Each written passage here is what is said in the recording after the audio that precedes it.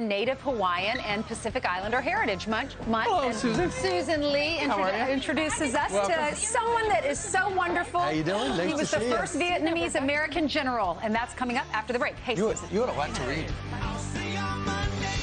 We are celebrating Asian American, Native Hawaiian, and Pacific Islander Heritage Month by highlighting the community's culture and history and contributions. Absolutely. And this morning, we're going to learn about America's first Vietnamese American general.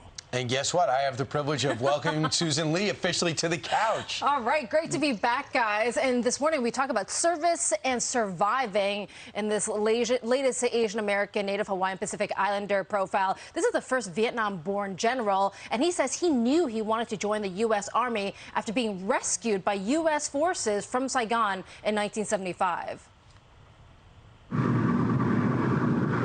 After escaping Saigon under a hail of bullets and bombs nearly 50 years ago, Viet Xuan would go on to become the U.S. Army's first Vietnamese-born general. His need to serve shaped by vivid memories of heroic U.S. military rescues in the final days of the Vietnam War. Suddenly, all hell broke loose. We started to receive artillery, followed by mortars, and several people close by were hit by shrapnel. As the city of Saigon fell, Viet's family were some of the lucky ones who sailed away to refugee camps in the Pacific Rim before arriving in Arkansas and settling in Los Angeles. Growing up in a poor Asian family, right? So I tell folks all the time, hey, we didn't have all of these material things, but, you know, we were free. The Luong family was living out a familiar immigrant tale of sacrifice and starting over. They never went on vacation.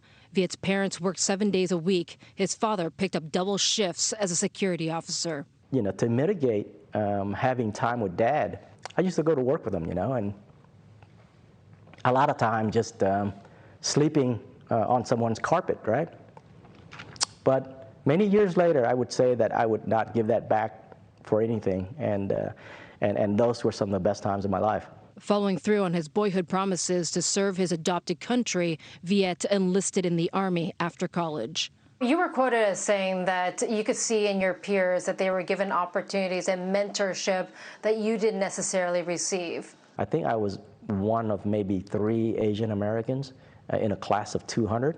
I was smaller than most of my peers, but again, it's through determination. I'm a very aggressive and competitive individual. Rising through the ranks, Luong served 34 years in the Army, leading troops in Iraq, deadly combat missions in Afghanistan, and long tours of duty in Kosovo and Bosnia. The highly decorated soldier received numerous awards, including the Bronze Star and Legion of Merit.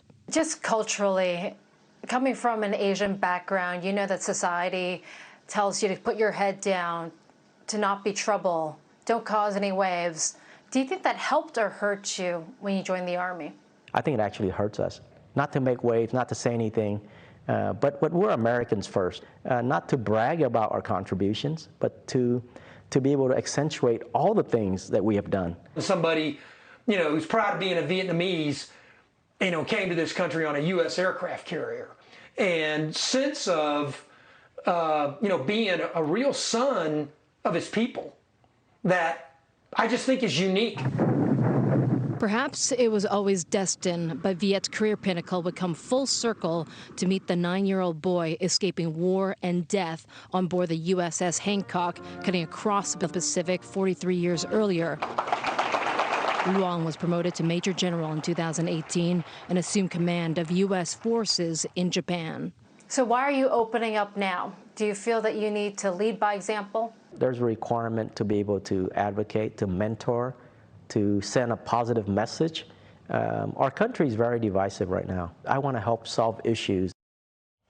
And when I asked him for a message to the Asian American youth in the country, he says that people have to believe in America. We're not loyal to any political parties, but we should be loyal to the Constitution. What a story. Yeah, incredible. That's right. On the deck of the U.S. air carrier, taking him away from the fall of Saigon in 1975. They had to get his family out because of what his dad did. Otherwise, they would have wound up. Executive officer in the South Vietnamese Army fighting along U.S. forces, and they knew they weren't going to win that war. He was always grateful.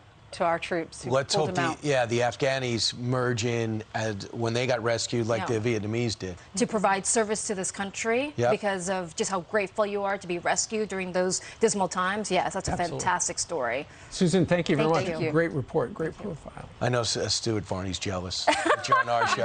All right, thank you, Susan. Meanwhile, still to come, Biden's approval.